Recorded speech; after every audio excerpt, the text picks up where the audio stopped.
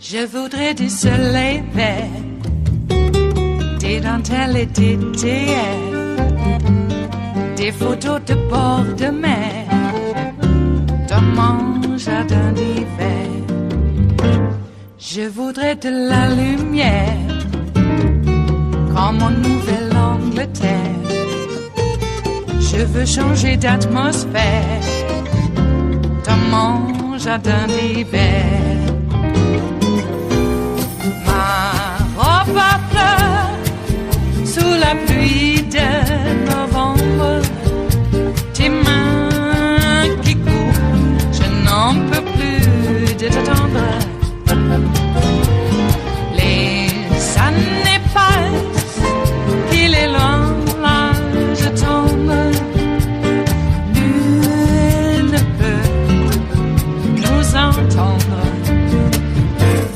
Je voudrais du Fred Astaire, revoir un latte. So we are watching live pictures from Washington, D.C., where President Trump will be speaking shortly at the yearly National Prayer Breakfast, addressing members of Congress and leaders from over 100 countries. And interesting to note, we're just hearing that there's 3 times the number of Russians in the audience this year. Correct. There's a report that just came out that there are about 60 representatives from the Russian delegation, from religious and political elite, which is about 3 times the number as last year. And CNN has a Russian representative quoted saying how amazing it is that the quota this year is so high, all of the tensions. It is really something. The Russians, I guess, have found religion over the past year in Washington, D.C. Nice. Certainly adds one more question as to why the Russians have such great affection for this president, why this president has such great affection for Russians. It is interesting. The National Prayer Breakfast is usually where presidents go to talk to a divided, not only a divided nation's capital, but also a divided country. Donald Trump has used this platform, though, in a most unusual way. Last year, he talked about praying for Arnold Schwarzenegger's bad Apprentice ratings.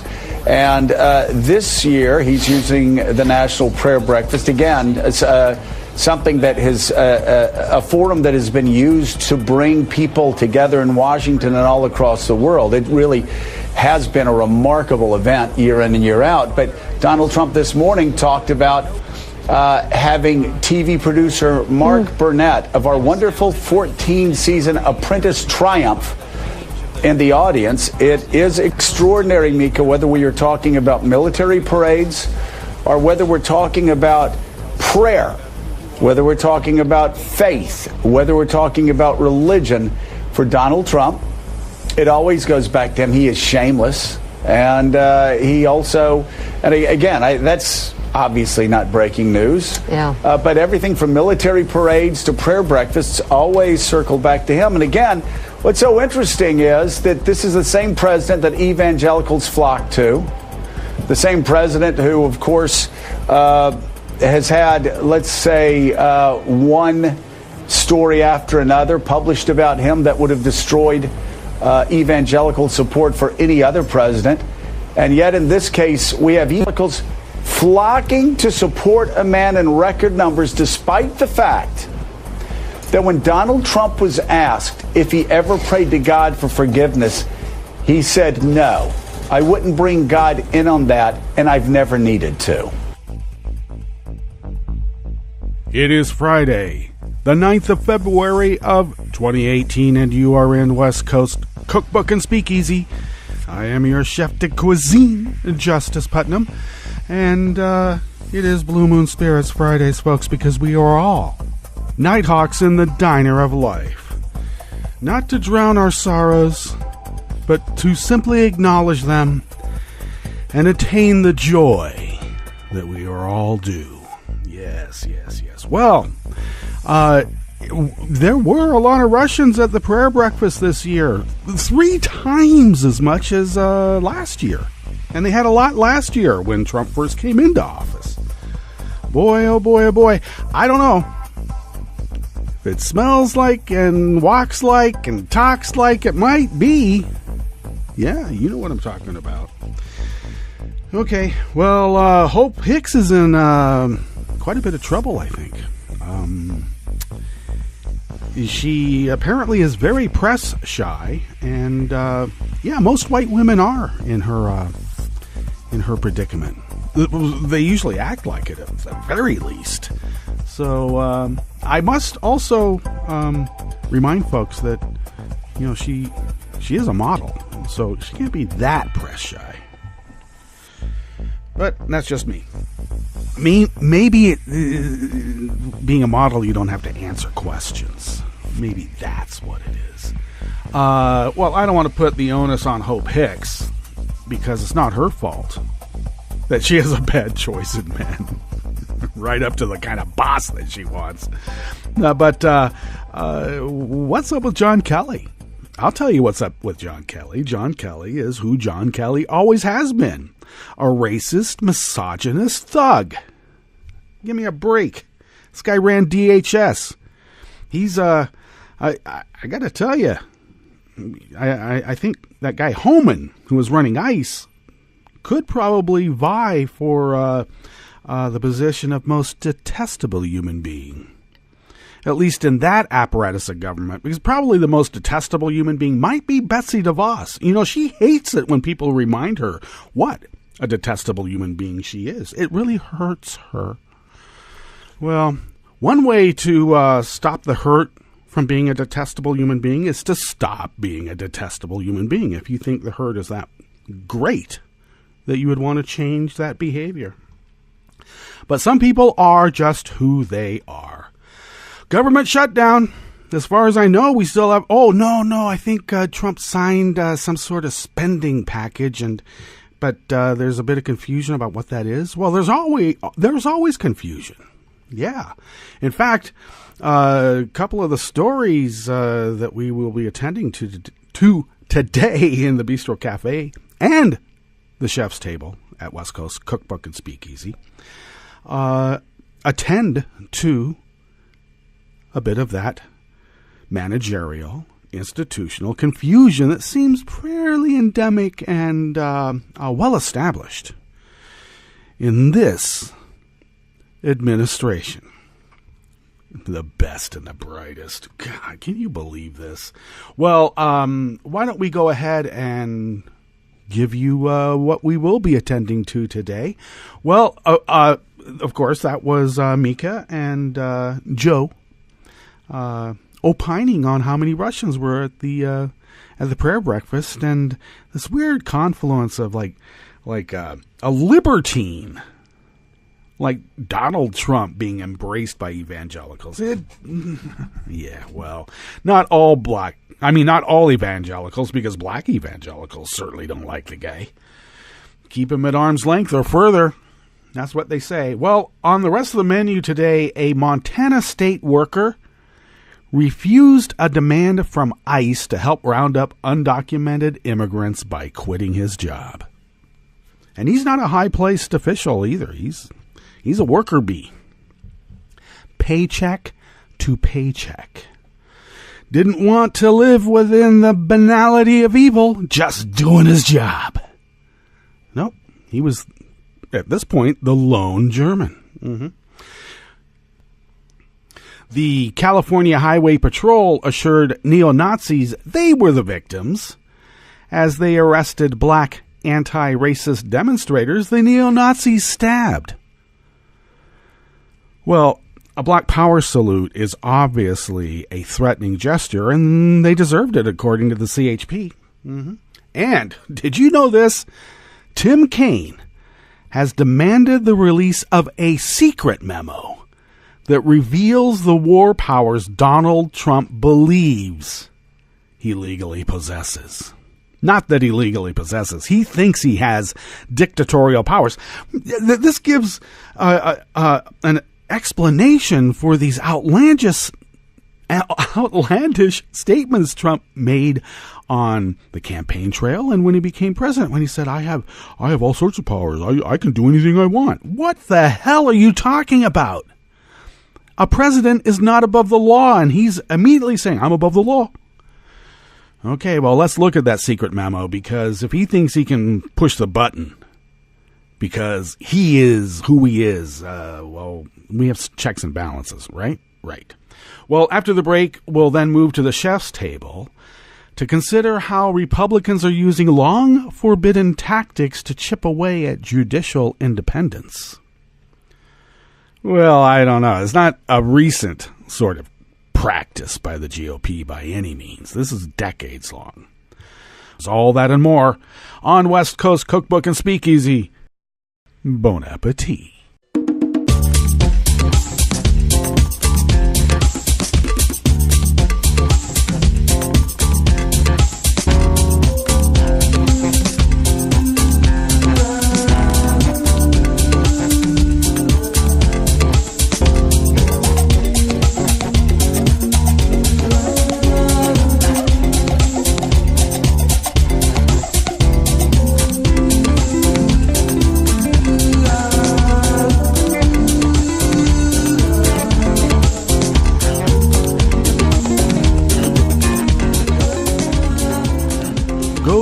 netrootsradio.com. That's our homepage, and you'll find a fantastic player there.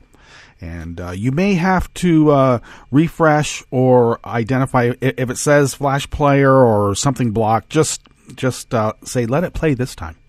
I don't know why that shows up on my machines, but it does, and I've heard that it shows up on other people's machines as well. But wonderful, fantastic player, fantastic website. Thank you, Tom. And at the bottom of the homepage, you'll notice on the right, take a look. You'll notice the chat room link, and you can contact us there. Roaring Girl, Kelly Lincoln, monitors that quite diligently during the day. And to the leftish there, across from the chat room link, are the contribute donate buttons, and that's how we pay our bills. We are unable to do this without you, and thank you for your generosity. Podcasts of West Coast Cookbook and Speakeasy are had by way of Spreaker, Stitcher, TuneIn, and I don't know if I'm on iTunes. They're going out of business anyway, so I'm not even going to bother. Okay? I'm still trying to figure out the iTunes registry. I will be on it soon. But look for links to podcasts on the show notes and links diary that I post at Daily Coz. And also look on social media. You can follow me at Justice Putnam on Twitter and on Daily Coz as Justice Putnam, because that's who I am. Alrighty, so this worker in Montana, good for him. Whoever talks about Montana anyway, except if there's some sort of two-man operation out of Whitefish, Montana. Who knows Zinke and other high-placed Trump administration officials, and they can get billion-dollar contracts and not have any, experience. You know, when I was back during the Cold War, we used to think, if a nuclear war comes, let's go to Montana. You know, there's nothing there except a bunch of ICBMs, and that'd be the first place the Ruskies would have bombed. So we learned our lesson real quick. Don't go to Montana if you're trying to avoid a nuclear war. I think it starts there. Okay, this is out of Raw Story by the great Sarah K. Burris. Jordan Dreidel Roberts had a safe government job as a legal secretary with the Montana Department of Labor and Industry. But on Wednesday, he quit it all when he was asked to comply with subpoenas for immigration and customs enforcement. So yeah, about that, he put in a tweet. I put in my 2 weeks notice. I work at Montana Department of Labor. They were going to be ICE subpoenas for information that would end up being used to hunt down and deport undocumented workers.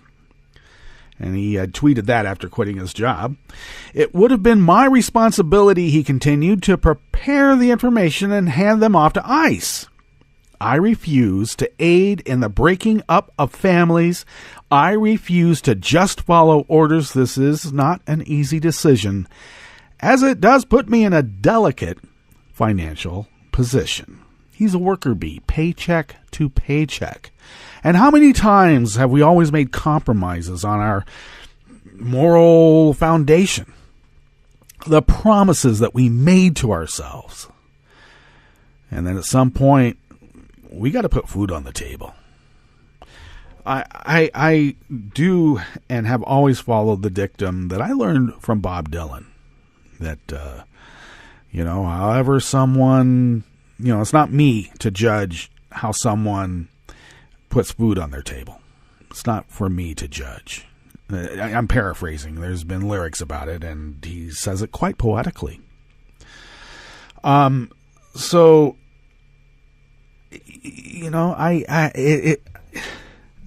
I just do like the idea that someone decided that in spite of the fact it's going to be difficult, this is a line in the sand I will not cross.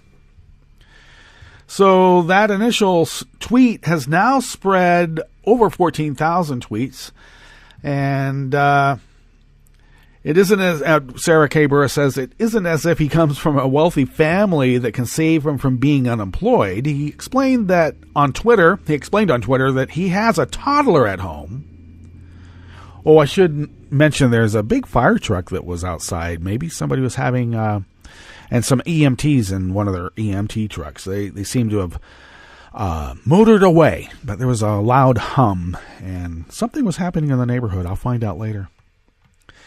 So back to the story here is that he's not from a wealthy family, and he explained on Twitter that he has a toddler at home and an underemployed wife in graduate school, but this request from ICE was a step too far. So it all began on Tuesday when one of the lawyers he works with said that he should be anticipating working on ICE subpoenas soon. So, he said, the only words my brain picked up were subpoenas coming. It wasn't until Wednesday he realized who they were for. I immediately said, I don't think I can help with that. I began talking with management about what the deal was, but I pretty much understood at that point. He called his wife and told her he didn't think he could do it. Without hesitation, she said, okay. And with just $900 in their checking account and a toddler at home, he quit. The conversation was, you understand this is part of your duties.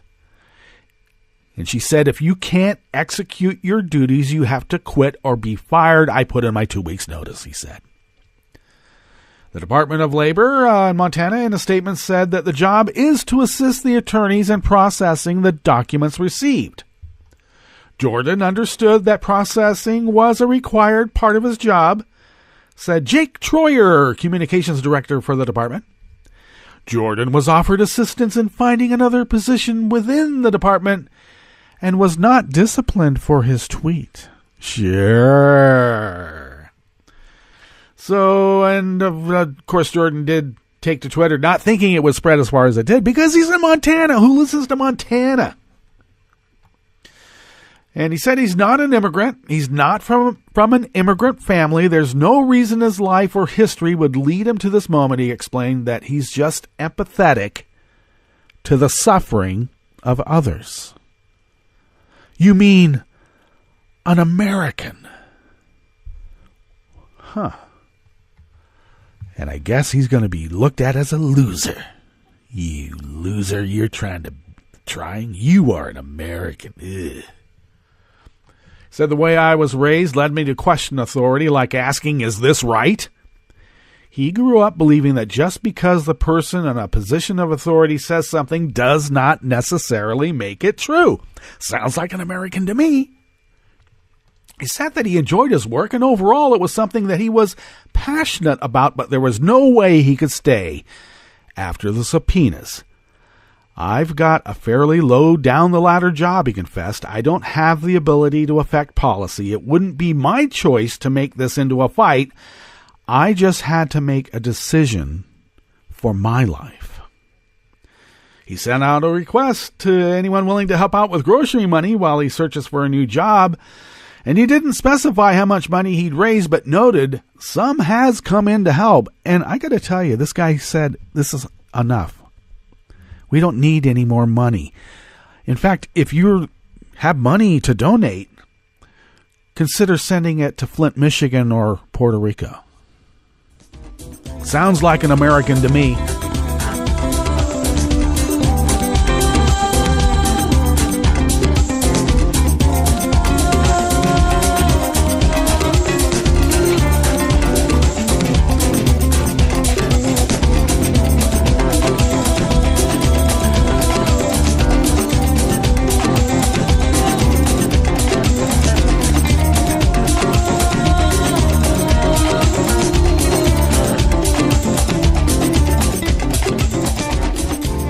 Next offering here, the Bistro Cafe, part of West Coast Cookbook and Speakeasy Blue Moon Spirits Fridays, because we are all Nighthawks in the Diner of Life. Hopper, check it out. Well, this is by Brad Reed out of Raw Story. Newly revealed documents show that California Highway Patrol officers asked neo-Nazis to help them identify anti-racist demonstrators who attended a counter-demonstration against white nationalism last June. The Guardian reports, because it only comes from outside the United States, okay? The initial reporting. Isn't that weird? We didn't hear this in the Washington Post. The Guardian reports that CHP officers, California Highway Patrol, are the state police, just so you know. They don't just patrol the highway. No. Had worked with Derek Punio, a member of the neo-Nazi-aligned Traditional Workers' Party, and showed him photos of anti-racist activists to see if he could identify them. Does this black guy look like someone that we should arrest? Oh, yeah, he's black. Arrest him. Well, long story short, I'm going to tell you what happened in this.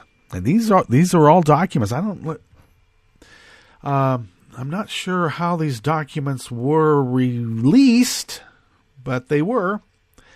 So the officers wanted the anti-racist activists identified as part of an investigation into violence that broke out during a neo-Nazi rally in Sacramento last June, which resulted in multiple people getting stabbed, and they were all the anti-neo-Nazi demonstrators. Okay? We're pretty much going after them, officers told Punio. We're looking at you as the victim. And why would they have been considered the victims? I don't know. Why would cops protect neo-Nazis? I'll give you one reason why. As evidence, CHP had provided Facebook photos of a man. Oh, I'm sorry. The Guardian notes that Punio himself, the neo-Nazi himself, was accused of stabbing anti-racist activists at the rally. And a Facebook photo of the event shows that he was armed with a knife exactly at the time the alleged stabbing occurred. Despite this, CHP investigator Donovan Ayers said there was not clear evidence to charge Punio with a crime. But this investigator showed no reluctance to recommend charges against an anti-racist activist who was stabbed at the rally with 11 different offenses, including disturbing the peace, conspiracy, assault, unlawful assembly, and wearing a mask to evade police. So the evidence the cop used was this guy who had been stabbed multiple times holding up what the cop said was a black power salute. Therefore, he's a black identity extremist, and he is the threat to our safety and well-being. And the neo-Nazis are the victims because the mere expression of that black identity extremist power salute is a threatening gesture. And the neo-Nazis were just defending themselves. In the end, however, the activist was not charged despite the investigator's recommendation. Steve Grippy, Chief Deputy District Attorney prosecuting the case, denied that his investigation is biased against the anti-racist activist, and he noted that one neo-Nazi organizer has been charged with assault with a deadly weapon and participation in a riot. Okay. Because it's both sides. Some very fine people there, and the neo-Nazis, they were just defending themselves against this obvious gesture that would preclude violence, holding up your fist above your head, which is different than just the stiff-arm salute with your palm open. That's not a threatening gesture at all.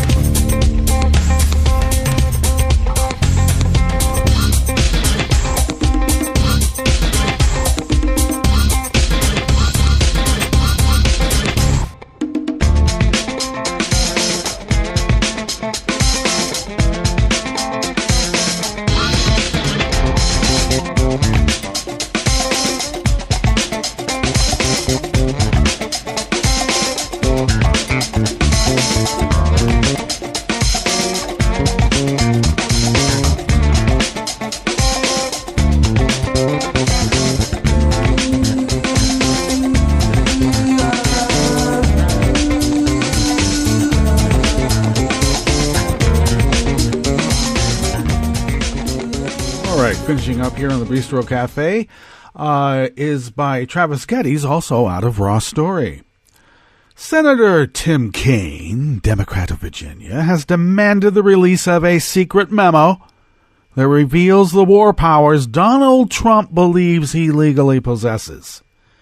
Kaine, of course, we all know, was Hillary Clinton's running mate. Remember Hillary Clinton? Won 3 million more votes than this guy sitting in the office right now. Victim of a Russian hack job, influence campaign. Remember her? This guy was her vice presidential candidate. Who even remembers that? Well, he also happens to be a member of the Armed Services and Foreign Relations Committee. He sent a letter last night to Secretary of State Rex Tillerson seeking the 7-page memo the administration has closely held for months, reported by fake NBC News. Reputable news organizations are obviously fake, and propaganda arms like, RT, Sputnik, Breitbart, Fox. Yeah, they're the real news. Give me a break. Kaine said that the fact there was a lengthy memo with a more detailed legal justification that has not been shared with Congress or the American public is unacceptable, Kaine said in the letter, which the network obtained. The Virginia Democrat has been asking Trump to justify the U.S. bombing campaign he ordered last April in Syria after President Bashar Assad's chemical attacks on civilians there. Okay, the senator and all other lawmakers are concerned Trump's order sidestepped congressional oversight of military action. And they're increasingly concerned about the administration's views on war powers as the White House escalates hostility toward North Korea. I am also concerned, Kaine wrote, that this legal justification may now become precedent for additional executive unilateral military action, including this week's U.S. airstrikes in Syria against pro-Assad forces, or even an extremely risky, bloody-nose strike against North Korea. This is where we are at. So, is John Yoo part of this memo narrative? Did he help write this? Nah, it's got to be Stephen Miller. And, it must have been started with Bannon. But remember, John Yoo teaches at Bolt Law School at UC Berkeley. John Yoo said that it's okay to crush the testicles of a small child if the president tells somebody to.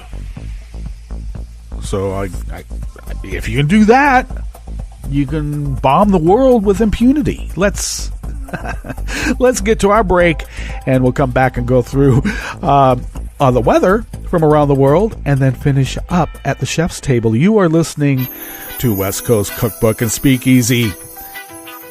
And we will be right back. You are listening to netrootsradio.com. Please hang up and try again.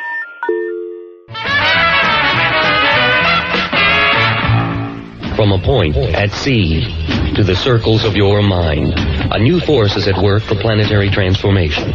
New radio for a new Earth.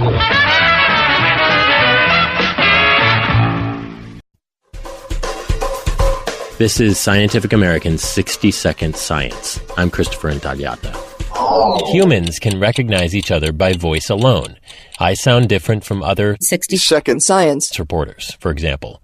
In fact, lots of non-human animals of all types use voices to distinguish familiar individuals, including frogs, fish, lemurs, and penguins. And that unique audio fingerprint extends to a sound you may have heard in the forest on occasion: the drumming of a woodpecker. Researchers recorded multiple drum rolls from 41 great spotted woodpeckers, colorful red, white, and black birds living in Polish forests. They then used audio software to analyze them, and they found that the length of the drum rolls and the spacing between beats varied enough from bird to bird to tell the woodpeckers apart by drumming alone. The study's in the journal PLOS One. The scientists say this fact might be useful to woodpeckers in identifying each other, and to conservation biologists trying to tease one bird from another in a recording, for example, to count individuals in a given area. The bird's headbanging could thus do away with that research headache. Thanks for listening. For Scientific American's 60-Second Science, I'm Christopher Intagliata. This is an important message from the U.S. Department of Health and Human Services. When it snows this winter, make sure you clear more than your driveway. Before you hit the road and before you get in the driver's seat, check to be sure that your vehicle's tailpipe is clear of snow. If the tailpipe is blocked, carbon monoxide, an odorless, colorless, and deadly gas produced by your engine can build up quickly inside your vehicle, poisoning anyone inside. To learn more, call 1-800-CDC-INFO. That's 1-800-232-4636.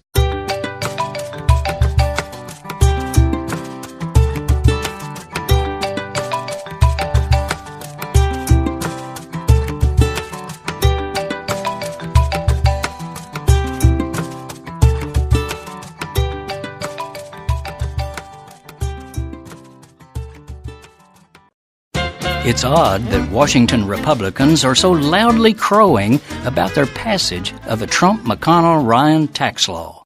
Odd because the people outside of Washington hate that law. Yes, hate. With a public approval rating of only 30%, the GOP's trillion-dollar giveaway to multinational corporations and multimillionaires turns out to be Congress's second most disliked domestic law in the past quarter century.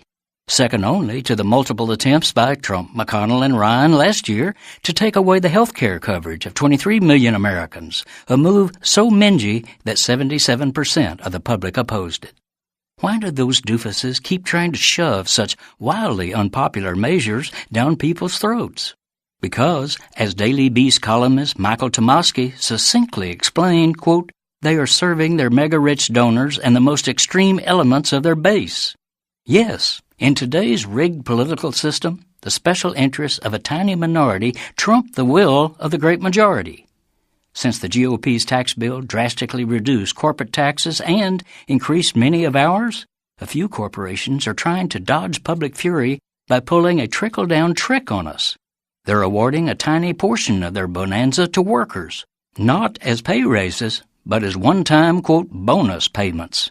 Bank of America, for example, is doling out $145 million in worker bonuses while pocketing $2.6 billion it will get this year alone from the tax cut. In addition, the tax boondoggle for corporate giants guts our public treasury, so Washington Republicans and their army of corporate lobbyists are now demanding cuts in our Social Security, Medicare, and other safety net programs. This is Jim Hightower saying that is where America's inequality comes from. If the corporate GOP syndicate wonders why they're so despised, there it is. If you'd like more of Jim Hightower's real populism, check out the Hightower Lowdown. Jim's monthly newsletter gives you the real lowdown on which corporations, by name, are doing what to the middle class, our environment, and our democracy. Each month, the Hightower Lowdown brings you facts you didn't know, along with actions you can take to fight back. It also comes with a sense of humor. Hightower believes we can fight the gods and still have fun. Plus, get this, it's cheap. Only $15 brings you 12 issues a year. For real populism, go to hightowerlowdown.org. What happens when the police use less deadly force, make fewer arrests, and stop engaging in unconstitutional stop and frisk? My name is Ramsey Clark, and this is the Civil Liberties Minute with ACLU attorney Bill Newman. In 1990, there were 2,245 killings in New York City. As of the end of December 2017, there were 286, a reduction of 87%. 87%! When New York City Mayor Bill de Blasio ran for that office on a pledge to stop and frisk, that's the police practice of stopping and frisking persons, disproportionately people of color, for no legitimate law enforcement reason, his opponents claimed that to retreat from stop and frisk would create mayhem in the streets. But they were wrong. No such thing happened. In fact, quite the opposite. Crime, especially serious crime, has gone down. A lot. De Blasio and Police Commissioner James P. O'Neill credit the crime reduction to focusing police activity on gangs and repeat offenders and building trust in communities. The history and the data demonstrate that adherence to constitutional Fourth Amendment principles regarding search and seizure is good for the community, good for the police, and good for making the city safer for everyone. The Civil Liberties Minute is made possible by the ACLU because freedom can't protect itself. Welcome to 60 Second Civics, the daily podcast of the Center for Civic Education. I'm Mark Gage. The Constitution originally left it up to the state governments to decide who should have the right to vote.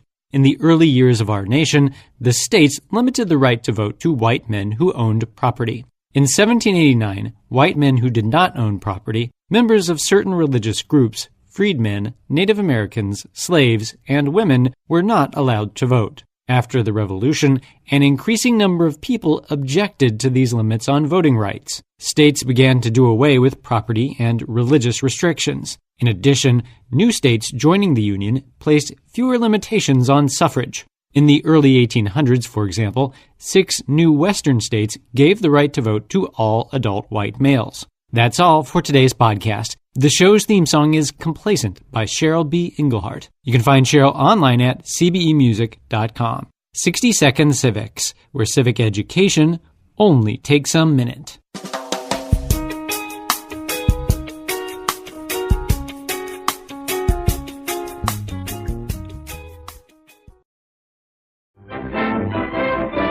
From United Nations headquarters in New York, this is your World in 2 Minutes. I'm your host, Luke Vargas, for Talk Media News. The Winter Olympics are underway in Pyeongchang, South Korea. A colorful opening ceremonies will kick off at 6 a.m. Eastern Time on Friday, but competition is underway in 5 sports, including skiing, curling, and luge. Vice President Mike Pence will attend Friday's opening ceremonies, as will North Korean President Kim Jong-nam. The field is set for Russia's presidential elections in March. Surprise, surprise, Vladimir Putin leads the pack and will likely win another 6-year term in office. After that, in 2024, it will, constitutionally at least, be the end of his time as Russia's leader. But Putin has been known to shake things up in the past. After exhausting 2 constitutionally allowed 4-year presidential terms in 2008, he reset his term limits by becoming prime minister. 7 other candidates will face off against Putin on March 18th, though none are expected to register more than single-digit support. The U.S. and Syrian governments are trading blame over fighting in eastern Syria on Thursday that left at least 100 fighters loyal to Syrian President Bashar al-Assad dead.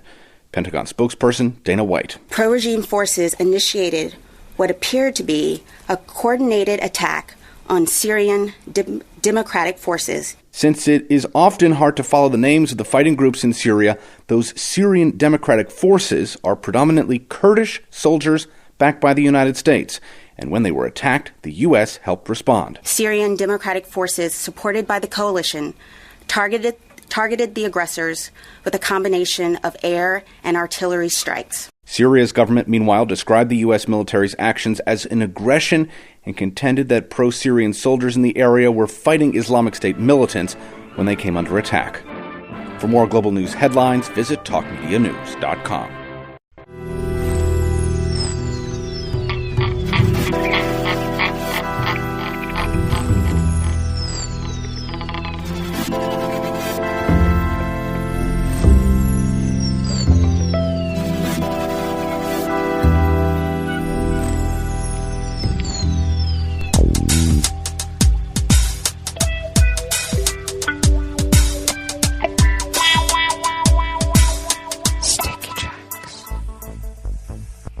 Well, thank you for accompanying us here to the Chef's Table at West Coast Cookbook and Speakeasy, Blue Moon Spirits Fridays. Yes, folks, we are indeed all Nighthawks in the diner of life. Okay, so the Bistro Cafe part of West Coast Cookbook and Speakeasy has been restored to its quite quaint and eclectic cookbook-style motif. So we will now give you a palate cleanser here at the Chef's Table, which is always weather from around the world, and we begin along the banks of the Rogue River.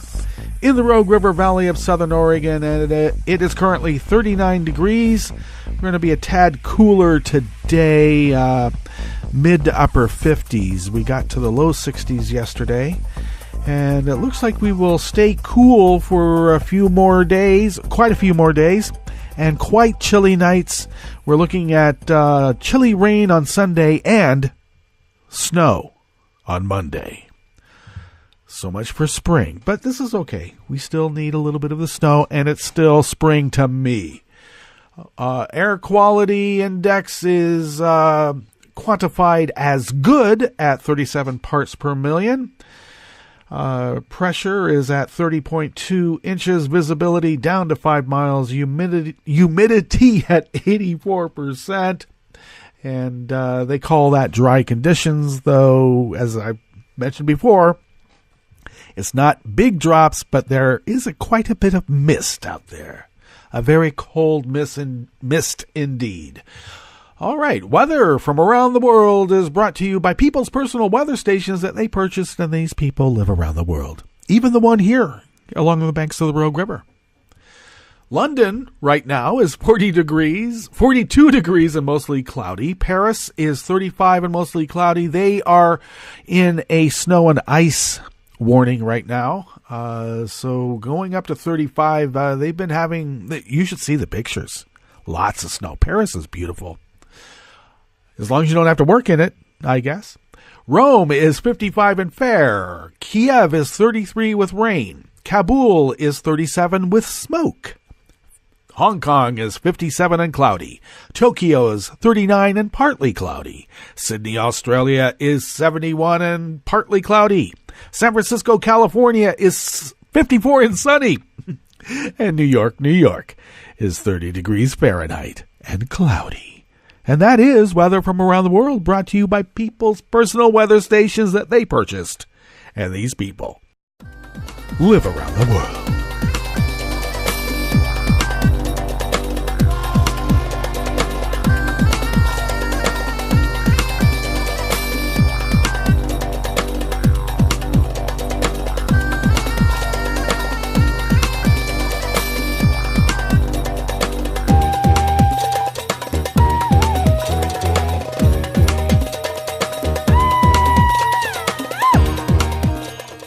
Right, we better get on with this offering here at the Bistro Cafe part of West Coast Cookbook and Speakeasy, Blue Moon Spirits Fridays. This is an article out of Think Progress by Ian Millhiser. Yes, Republicans want to turn the courts into a subsidiary of the GOP, and they are starting to succeed. I would say it hasn't just been starting. They're just, they're succeeding at a much greater clip, as they would say. Pennsylvania State Representative Chris Douche is prepared, that's his name, Republican Chris Douche, is prepared to destroy his state's judiciary to preserve Republican control of Congress.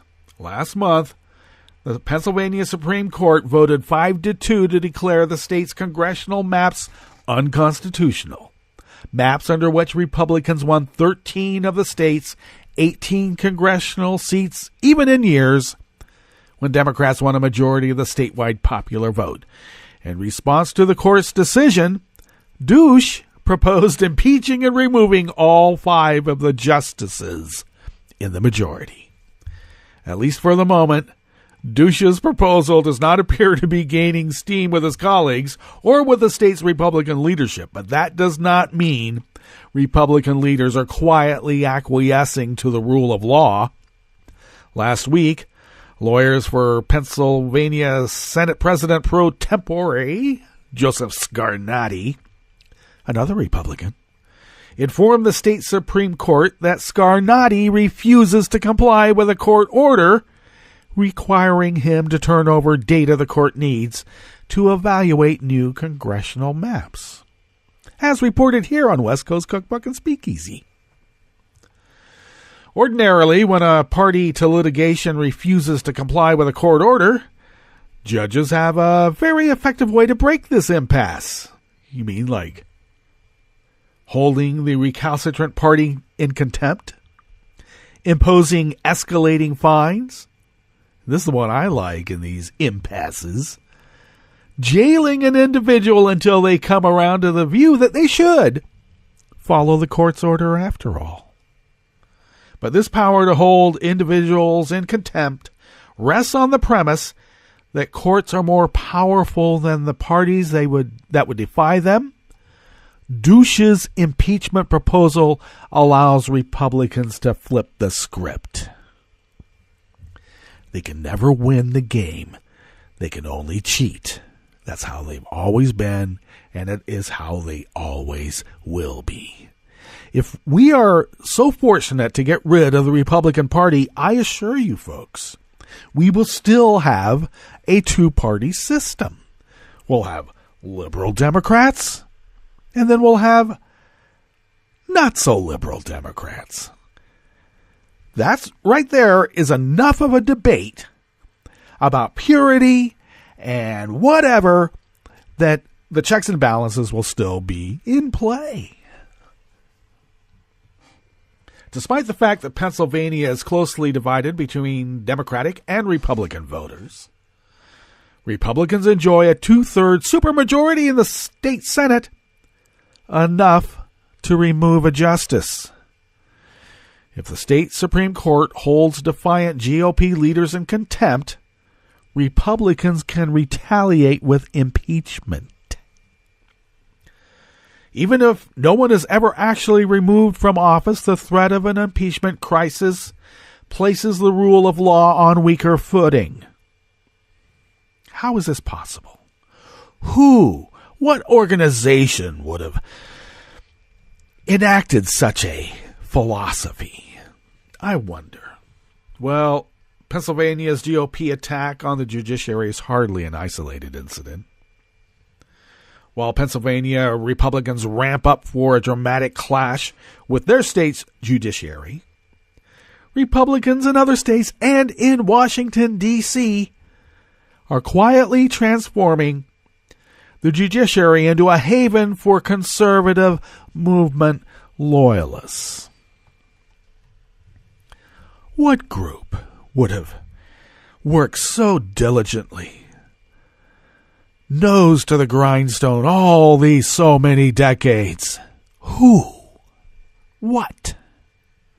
Well, Stephen Calabrese is one of the most influential people in America that you've probably never heard of, but we have here at West Coast Cookbook and Speakeasy. A professor at Northwestern University's Law School, and more significantly, here it is, folks, the chairman of the Federalist Society's Board of Directors. Calabrese is one of the puppet masters behind the most influential legal organization in the United States. As a candidate, Donald Trump pledged that his judicial nominees would all be picked by the Federalist Society. I think with a little bit of help from, I don't know, Moscow? Nah, the Federalist Society has this one. They've been working on it for a very long time. In fact, to be honest with you, they did take the long-term Soviet 70-year model in which to plan all this and put it into effect. So you might say they put their pieces on the chessboard, they moved their pieces to where they want them, and now it's checkmate. So, Calabresi, as the Federalist Society executive, has acted as Trump's subcontractor on the selection of Supreme Court nominee Neil Gorsuch, according to the New Yorker's Jeffrey Toobin. But Calabresi kicked off a firestorm last year when he offered a radical proposal to neutralize liberals in the federal judiciary, because we are the enemy of the state, you know. 60 Russians at the prayer breakfast. Oh, no, not a threat there. Neo-Nazis? They're the victims of our hate against Nazism. They are the victims. Liberals? Oh, God, they're hardly human in this construct. In a memo that was briefly posted to a public website last fall and then taken down after it was widely criticized, Calabresi and a former student, who would that former student be, proposed doubling or even tripling the number of seats on the U.S. Court of Appeals. These new appeals court judges would be joined by 185 new trial judges. They already have the judiciary stacked at every level, and it's still not enough for them. And all of these seats would be filled by Donald Trump. Remember all of those federal... We're not talking Garland, Merrick Garland here in the Supreme Court. We're talking about the hundreds and hundreds and hundreds of vacant federal judgeships that were left vacant by one Mitch McConnell. Yeah, I guess he got his marching orders, or at least the strategy, from Calabresi. For decades, court packing, that is, expanding the size of a court for the very purpose of changing its ideological makeup, has been considered the ultimate nuclear tactic in a battle for control over the judiciary. I think you would call that a long forbidden tactic, wouldn't one? Because I thought Roosevelt was criticized for packing the court because he had proposed adding 6 justices to the Supreme Court of the U.S. in order to neutralize a court that frequently struck down progressive laws under dubious constitutional theories. I was wondering where the Federalist Society had their, shall we say, embryonic gestation. Okay. It sparked immediate opposition from key lawmakers and was widely considered a disastrous turning point for Roosevelt. During a car ride back to the Capitol after Roosevelt summoned congressional leaders to the White House to learn of the court-packing proposal, House Judiciary Chair Hatton Sumners, a Democrat from Texas, announced to his colleagues, "Boys, here's where I cash in my chips." And he did. Well, Calabresi's recent court-packing proposal also sparked swift opposition from many of his ordinary allies. As well they should. Yet while court-packing remains toxic enough to trigger real opposition within the Federalist Society's fold, it was not objectionable enough to prevent court-packing efforts from recently becoming law in at least 2 Republican-controlled states. Well, why not? They don't care about America. And they don't care about this great experiment. Let us remind ourselves, shall we, that this whole great experiment only exists because of a belief within our hearts and souls that it does. And that by a tacit, unspoken agreement that's actually been codified in the Constitution, that we are all held under a concept of a nation of laws, not a nation of men. Meaning, people who make the laws as they want them to be rather than the laws as they are. So, okay. Nevertheless, Senate Republicans responded by, making sure that Merrick Garland didn't get a seat on the Supreme Court, and Gorsuch did. And everybody on the court hates Gorsuch, even Roberts, even Alito. They hate that guy. That's how onerous the whole process has become.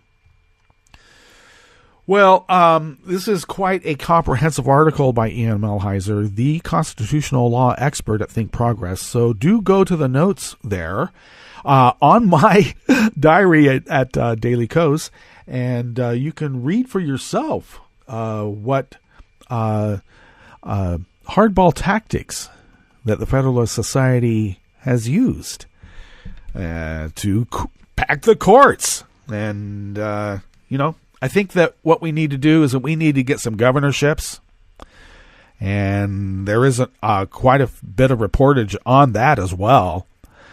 And if we can secure some governorships, maybe we might prevent a decade of GOP gerrymandering. That's what's up next. We really need to attack that. And with that, we are at the end of our broadcast period for the day and the week. But we'll be back on Monday for River City Hash Mondays on West Coast Cookbook and Speakeasy. Great content all the way through the weekend. I do have a music show on Sundays. Tune into that. And you can also get that podcast by way of Spreakers, I guess Stitcher, maybe not. Yeah, Stitcher. Tune in. And we hate iHeart. So they're going out of business anyway. So don't even consider it. Well, if you do, you do. Continue listening to Netroots Radio throughout the day and the weekend, and we will visit you in West Coast Cookbook and Speakeasy. Bon appetit.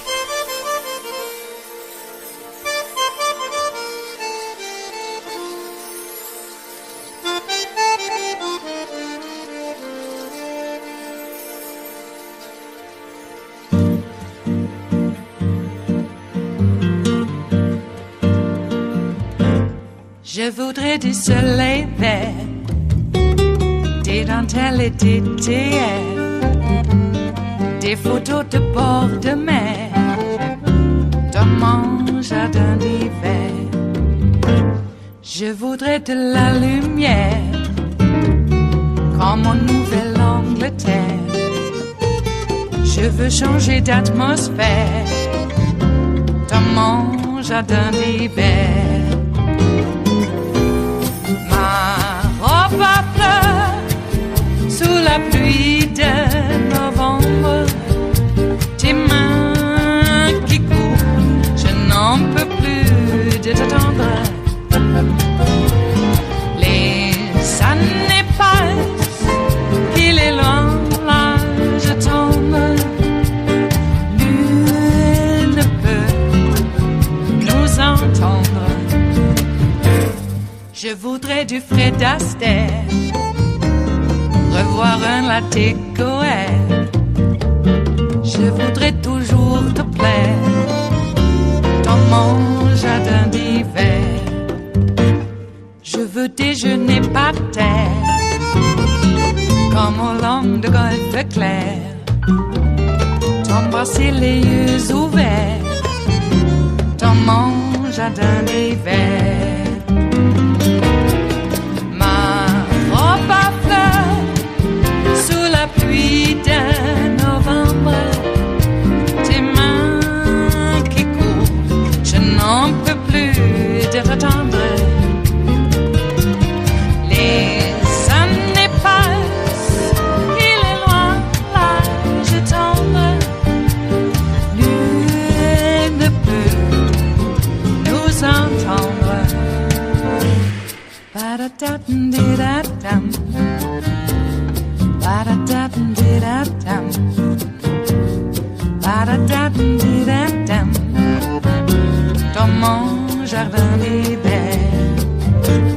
Ba-da-da-dum-di-da-dum, ba-da-da-dum-di-da-dum, ba-da-da-dum-di-da-dum, dans mon jardin d'hiver. Dans mon jardin d'hiver, dans mon jardin d'hiver.